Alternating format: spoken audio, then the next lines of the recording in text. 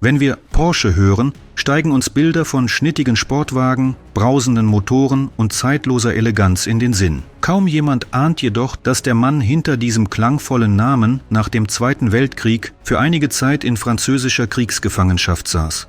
Was führte den genialen Konstrukteur in diese heikle Lage? Und wie hat er jene Monate überstanden? Vorgeschichte: Ein genialer, aber widersprüchlicher Ingenieur. Ferdinand Porsche wurde 1875 in Böhmen geboren, das heute zu Tschechien gehört und damals Teil Österreich-Ungarns war. Schon als Jugendlicher faszinierte ihn alles rund um Elektrizität, Mechanik und Konstruktion. Mit 20 galt er bereits als gefragter Ingenieur. Mit 30 war er eine namhafte Gestalt in der Automobilwelt. 1906 heuerte er bei Austro-Daimler an, wo er für damalige Verhältnisse fortschrittliche Fahrzeuge entwickelte. Später arbeitete er für Daimler-Benz und Steyr. Seinen größten beruflichen Aufstieg erlebte Porsche in den 30er und 40er Jahren des 20. Jahrhunderts, nachdem er in Stuttgart ein eigenes Konstruktionsbüro gegründet hatte. In dieser Zeit kam es zur Zusammenarbeit mit den Behörden des Dritten Reiches. Er versuchte unter anderem die Idee eines Volkswagens zu realisieren, woraus später der berühmte VW Käfer hervorging. Der Ruf eines genialen Ingenieurs war ihm sicher, doch im Nachkriegsumfeld wurde ihm seine enge Kooperation mit der nationalsozialistischen Führung zum Verhängnis. Neben Zivilfahrzeugen entwickelte Porsche auch schwere Wehrmachttechnik. So war er maßgeblich an Konzepten beteiligt, die zur Konstruktion der Tigerpanzer führten, auch wenn letztlich der Entwurf von Konkurrent Henschel in Serie ging. Sein Konstruktionsbüro arbeitete an Selbstfahrlafetten, Fahrgestellen und sogar an Hybridantrieben. Doch schon ab der Mitte des Krieges zeichnete sich eine Niederlage Deutschlands ab, bis es Ende 1944 zum unaufhaltsamen Zusammenbruch kam. Der Untergang des Dritten Reiches und die Nachkriegszeit. Bei Kriegsende im Mai 1945 war das Schicksal vieler Personen, die für das nationalsozialistische Regime gearbeitet hatten, höchst ungewiss.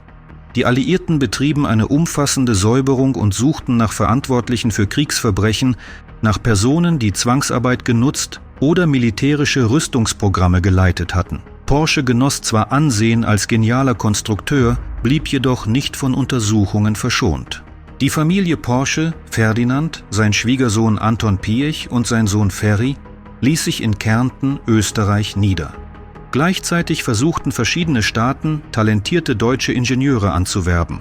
Einige gingen in die Vereinigten Staaten, andere in die Sowjetunion, wieder andere blieben in Deutschland unter alliierter Kontrolle.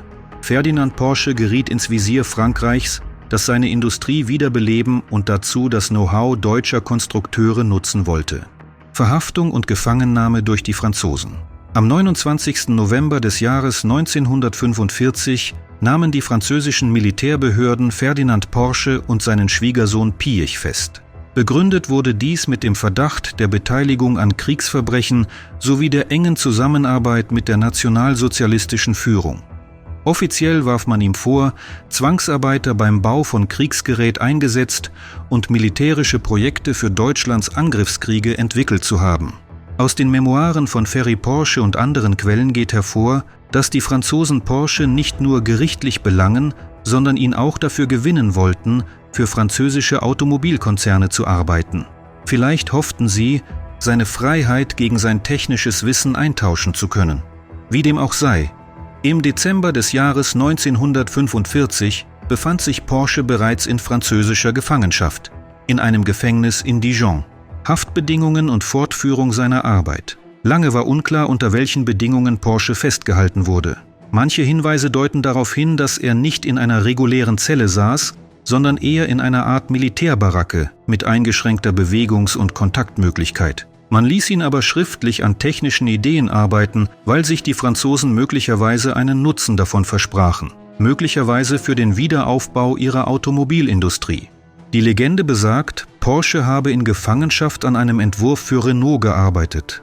Demnach wollte etwa der Renault-Chef Pierre Le Faucheux einen kleinen Volkswagen, den späteren Renault 4CV, entwickeln und dabei auf Porsches Know-how zurückgreifen. Schriftliche Belege für eine direkte Kooperation gibt es allerdings nicht, sondern nur vereinzelte Hinweise darauf, dass Porsche den Franzosen Vorschläge für ein neuartiges Kleinwagenmodell unterbreitete. Gleichzeitig wollte man in Frankreich nicht zu sehr öffentlich machen, dass der führende Konstrukteur des nationalsozialistischen Regimes in ihre Automobilindustrie eingebunden sein könnte. Der Weg in die Freiheit. Um Ferdinand Porsche aus der Haft zu entlassen, musste seine Familie große Anstrengungen unternehmen. Anwälte einschalten, Verhandlungen führen und die französische Seite davon überzeugen, dass Porsche kein Kriegsverbrecher, sondern nur ein Ingenieur auf Staatsauftrag gewesen sei. Die französisch-deutsche Kommission besaß aber angeblich Beweise, dass Porsche von Zwangsarbeitern profitiert habe. Glücklicherweise fehlten konkrete Belege, er selbst habe bewusst die Sklavenarbeit angeordnet. Erst im August des Jahres 1947 durfte Ferdinand Porsche gegen 1 Million Franc Kaution das Gefängnis verlassen. Eine für die damalige Nachkriegszeit enorme Summe. Vermutlich kam ein beträchtlicher Teil dieses Geldes aus Aufträgen, etwa für den Bau eines Rennwagens für die italienische Firma Cisitalia, an dem Porsche laut einigen Aussagen sogar hinter Gittern arbeitete. Jedenfalls verließ er Ende des Jahres 1947 das französische Gefängnis. Was geschah nach seiner Freilassung? Als Porsche aus dem Arrest entlassen wurde, war er bereits in einem fortgeschrittenen Alter und sah sich einer völlig neuen Lage gegenüber. Sein Name war an die Kriegsvergangenheit geknüpft und die Lebensumstände in Deutschland und Österreich waren äußerst schwierig. Dennoch fand er Halt bei seinem Sohn Ferry Porsche, der an Sportwagenprojekten arbeitete und damit das Fundament der künftigen Marke Porsche legte. Ferdinand Porsche selbst konzentrierte sich fortan auf Beratungs- und Konstruktionsaufgaben. Interessant ist, dass Porsche bald nach seiner Freilassung an dem ersten Sportwagen Porsche 356, dem Projekt von Sohn Ferry, mitwirkte. Dessen Präsentation erfolgte im Jahr 1948 und schuf die Basis für den Weltruhm der Marke. Obwohl Porsche Senior nie verschwieg, dass er die Idee des Volkswagens und sportliche Innovationen liebte, vermied er es, allzu offen über seine intensive Zusammenarbeit mit dem nationalsozialistischen Regime zu sprechen. Umstrittenes Erbe und historische Diskussionen. Einerseits gilt Porsche als unerreichtes Genie des Automobilbaus, das mit dem Käfer und der Porsche-DNA die Welt veränderte. Andererseits bleibt sein Name mit dem nationalsozialistischen Apparat verstrickt, insbesondere weil er Kriegsgerät entwickelte und vom Regime förderliche Aufträge erhielt.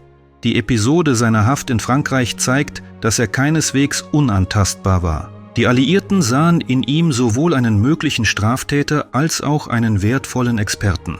Viele Historiker betonen, dass Porsches Fall nur deshalb ohne ein großes Verfahren endete, weil man keine eindeutigen Beweise für persönliche Verbrechen fand und weil Frankreich seine Talente nutzen wollte. Das Porsche Museum erwähnt die nationalsozialistische Vergangenheit ihres Firmengründers eher vorsichtig, wohl in Anerkennung der komplexen Geschichte. Fazit: Wie Porsche seine Haftzeit beendete. Ferdinand Porsche starb im Jahr 1951. In den wenigen Jahren nach seiner Entlassung formte er gemeinsam mit Ferry die Keimzelle des modernen Porsche-Sportwagens. Manche nennen es seinen zweiten Frühling als Entwickler. Dennoch warf der Schatten der Kriegszeit einen bleibenden Makel auf seine Biografie. Heute denkt man bei Porsche vor allem an technisches Genie und Motorsportglanz, weniger an einen Mann, der für knapp 2 Jahre in französischer Gefangenschaft ausharren musste. Doch eben diese vergessene Episode unterstreicht, dass große Schöpferfiguren oft in moralisch zweifelhafte Netze verstrickt waren. So bleibt Ferdinand Porsche, der Mann, der das Lächeln in so viele Automobilfans Gesichter brachte, selbst eine schillernde und auch dunkle Gestalt der Autogeschichte.